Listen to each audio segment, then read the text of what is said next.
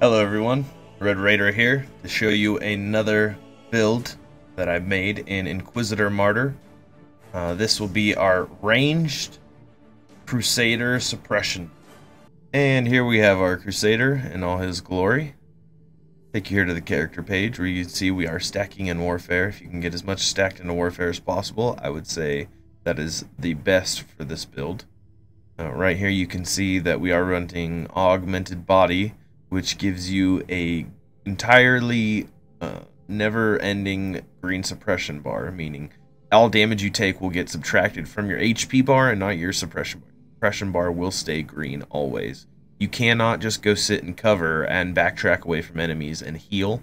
You will have to heal from life on hit, life on kill, life on crit, and inoculator effects.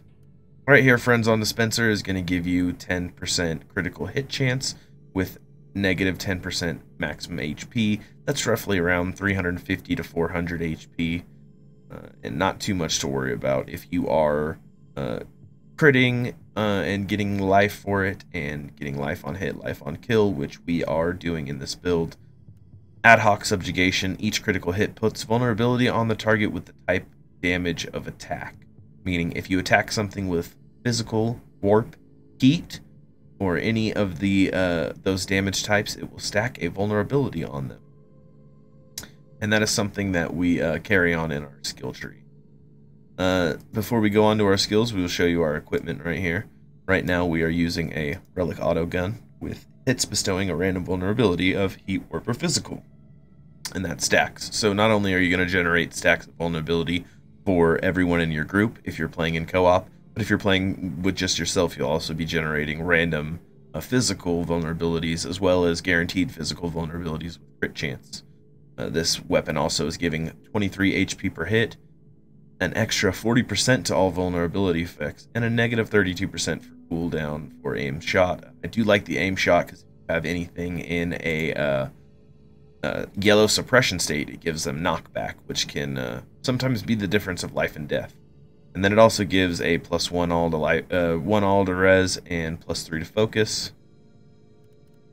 I'm not going to go too much into this other than we are using assault armor for this for the max damage reduction and all resist. It does give some damage reduction for ranged and just regular damage reduction, as well as some good suppression, regeneration, and suppression overall, even though we don't even really care about suppression because it never goes away.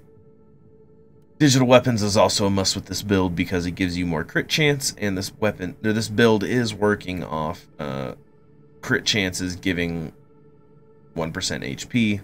Our secondary weapon set is going to be grav pistols. Again, we are running a physical build here, so both the auto rifle and grav pistols are doing physical damage. The reason I chose grav pistols over, let's say, a grav rifle is because I enjoy the two AoEs. This AoE being one where you control where it goes and can be really good for taking out horde type enemies. This one as well is just good for dealing damage and knockback to anything around you, whether it be horde, regular type enemies, or elites and champions and things like that. These two skills right here are most useful when taking down champion and armored type enemies, as well as heavy armored type enemies. So be sure to spam those if you pull them out. For any big type enemies, spam these two for some smaller horde type enemies. Going over here to our skill tree, ranged combat, I have elected to go all the way into ranged combat, save for heavy load and sustained fire. You don't really need either of these. You're not using any channeled skills and you're not carrying any heavy weapons, so that's 2 skill points and go somewhere else. For the physical tree, which you also want to do, again, you're using physical weapons, auto gun and grav pistols. You do not want the arterial wounding or the mercy kill. These guns won't do bleed damage. Only an axe for a Crusader or a other melee type weapon is going to do bleeding. You're not going to get any bleeding from these ranged weapons. Criticals, I took everything over here on the left side. 1 crit chance right there. Took this bottom tree for Berserker Rage. Every crit hit dealt heals the character for 1% of max HP. Remember we were talking about that earlier. show you down here our HP tree. We put 4 into HP on every character. Field surgery. When the character's HP is reduced below 25%, inoculator cooldown resets to 0. It's a very effective skill. For our Puritan path over here, we did Demonic Lore 20% against demons and Hater 5% damage against Xenos, Chaos, and Renegade enemies.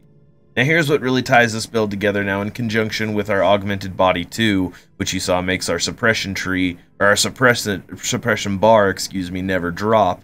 We have the Suppression Tree right here. So all of these skulls right here, and you see these 3 up here, these all grant damage bonus and damage reduction if the character's HP is in green, or the character's Suppression Bar, excuse me, is in green, which it always is.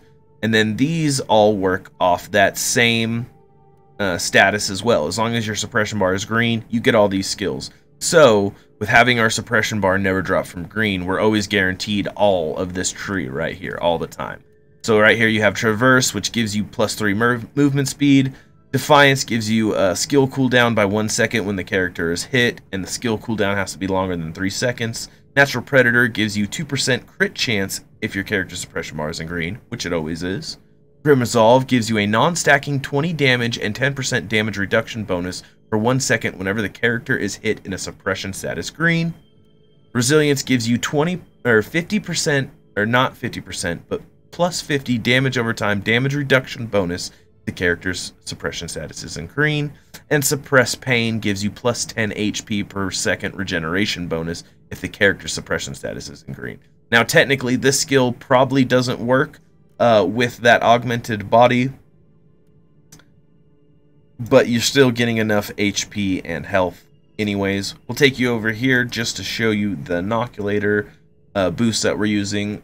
We have a yellow, red, and 2 green boosters. We are using Friends On, Blood Bomb, Hold Fast, and Extract. Friends On gives you crit chance and crit strength. Blood Bomb restores 20% max HP per 20 seconds. Hold Fast increases the duration of all booster types, so our Friends On, and then Extract just gives us more inoculator usage overall. Alright guys, here we are, I'm back, and I'd just like to point out to you real fast that this is the power rating of this mission, which is about 250, well over my own power rating, with a -63% damage dealt and a +104% damage suffered. So what you'd normally find on a tarot mission, this is a data hunt collect mission. But at first I'd like to point out that Traverse, Focused Aim, Natural Predator, and all these other skills right here are all from the Suppression Tree, and Concussive Trauma is a damage bonus as well.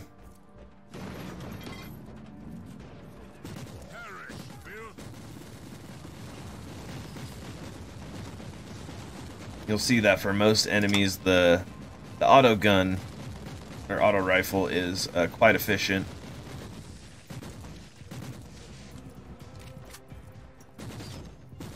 Auto gun, auto rifle. Reloading.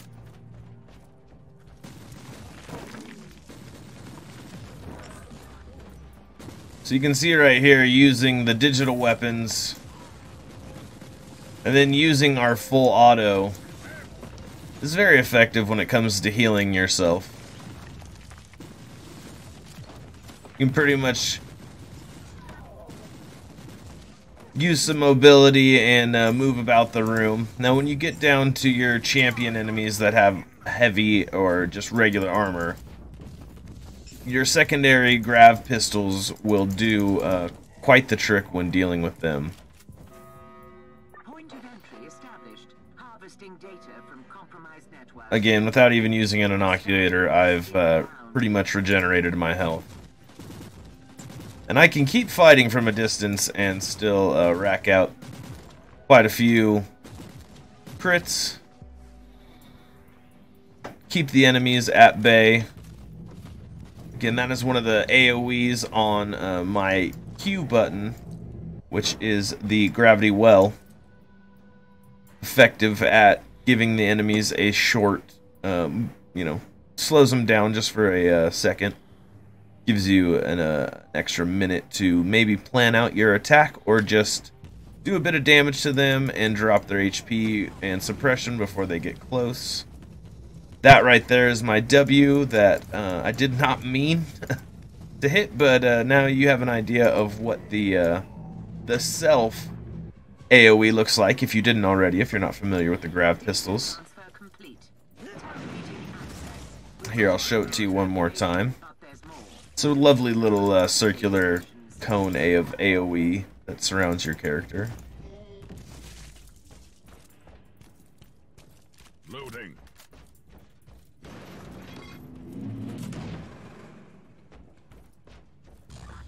You'll see this Psyker engagement right here. I charge headlong in the Psyker and proc my Inoculator immediately to give me the most increased crit chance I can to deal with that enemy first and foremost. And then the rest of this just becomes a cleanup job.